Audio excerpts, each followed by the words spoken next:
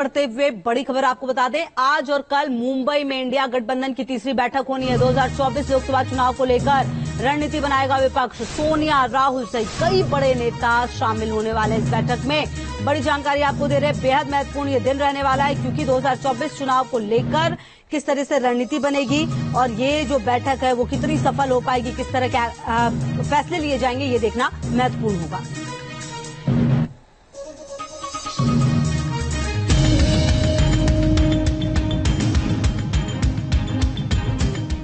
2024 के महासंग्राम को लेकर विपक्षी गठबंधन इंडिया की तीसरी बैठक मुंबई में होने जा रही है। ये बैठक 2 दिन चलेगी। बैठक में शामिल होने के लिए गठबंधन के नेता मुंबई पहुंचने लगे हैं। बैनर पोस्टर बता रहे हैं कि विपक्षी गठबंधन का जोश हाई है। इंडिया गठबंधन की पहली बैठक पटना और दूसरी बैठक बेंगलुरु में हुई थी। इन 2 बैठकों के बाद से हाल के कुछ हफ्तों में राहुल गांधी की पीएम दावेदारी, नीतीश कुमार की महत्वाकांक्षा, केजरीवाल की अलग राह जैसे मसलों को लेकर सियासी गलियारों में काफी कुछ कहा और सुना गया। ऐसे में मुंबई में होने वाली ये बैठक कई लिहाज से बेहद अहम होने वाली है। इंडिया समिट जिस होटल में हो रहा है, उस ग्रैंड हयात होटल के बाहर के सड़क पोस्टर से भरे पड़े हैं और अलग अलग नेताओं की तस्वीरें आपको यहाँ पर दिखाई पड़ रही हैं और इससे कोशिश ये की जा रही है कि इंडिया समिट के जो प्रमुख नेता हैं वो सभी इन जगहों से गुजरेंगे और वहाँ पर उन्हें ये लगना चाहिए कि किस तरीके से एक ज्वाइंट अलायंस तय हुआ है और उसके विपक्षी गठबंधन 2024 के लोकसभा चुनाव में एनडीए का मुकाबला करने के लिए संयुक्त प्रचार रणनीति और अपने सदस्यों के बीच मतभेदों को हल करने पर चर्चा कर सकता है।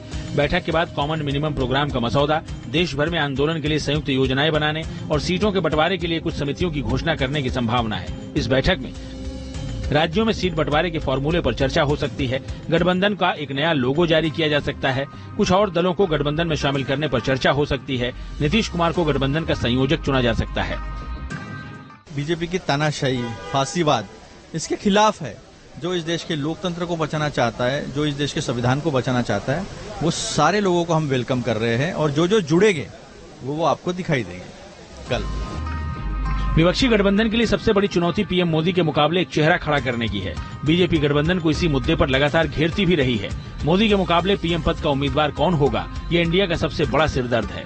इस मामले में गठबंधन में एक अनार 100 बीमार वाली हालत है। हम ऐसा क्यों कह रहे हैं, ये बयान सुनकर आपको अंदाजा लग जाएगा। आम आदमी पार्टी के लोग भी ये चाहते हैं कि भाई हमारे राष्ट्रीय संयोजक अरविंद केजरीवाल देश के प्रधानमंत्री बने। ये पार्टी के लोगों की सोच है। प्रियंका जी को कहना चाहिए अरविंद केजरीवाल जी के लिए। समाजवादी पार्टी की कार्यकर्ता होते हुए मैं ये कहूंगी कि अखिलेश यादव जी को चेहरा होना चाहिए प्रधानमंत्री का। आम आदमी पार्टी के नेताओं ने अरविंद केजरीवाल को पीएम कैंडिडेट बनाए जाने की मंशा सामने रखकर इंडिया गठबंधन की पेशानी पर एक बार फिर बल डाल दिए हैं। राहुल गांधी, नीतीश कुमार, ममता बनर्जी जैसे नेता इस रेस में पहले से ही हैं, लिहाजा बीजेपी चुटकी ले रही है।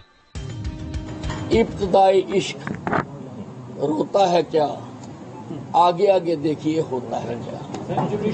अभी तो ये जो INDIA बना है, इसका रोज नया कुछ न कुछ चेहरा लोगों के सामने आता है। अभी देखिए क्या होता है। जाहिर है इंडिया गठबंधन की राह आसान नहीं है। गठबंधन की एकजुटता के साथ चुनौती केवल वोट बटोरने और सीटें जोड़ने की नहीं है, बल्कि जनता के दुख दर्द से जुड़ने और उन मुद्दों को सड़क पर उठाकर एक भरोसेमंद विकल्प के रूप में खुद को पेश करने की भी है। चुनाव मैं समझता हूँ जब होंगे तब के लिए समाजवादी पार्टी तैयार है। बड़ा सवाल ये है कि बीजेपी को कैसे हराया जाए, और बीजेपी को नहीं हराया तो मैं आपसे आज कह के जा रहा हूँ, वोट देने का अधिकार छिन जाएगा। नेता जब अभिनेता बनने चले और एक नई फिल्म की कहानी जिसका नाम रखा गया है INDIA, इस्लामीकरण, नेपोटिज्म, वंशवादी, डिस्ट्रक्टिव इटालियन एलायंस के घमंडी वंशवादी भ्रष्टाचारी नेता अब अभिनेताओं से गुण सीखने मुंबई जा रहे हैं। विपक्षी गठबंधन को उम्मीद है कि पटना से शुरू हुआ जो सफर बेंगलुरु होते हुए मुंबई तक पहुंचा है, वो अंजाम तक भी पहुंचेगा। गठबंधन के नेताओं को उम्मीद है कि इंडिया 2024 की लड़ाई में बीजेपी को चारों खाने चित जरूर करेगा। Team news nation.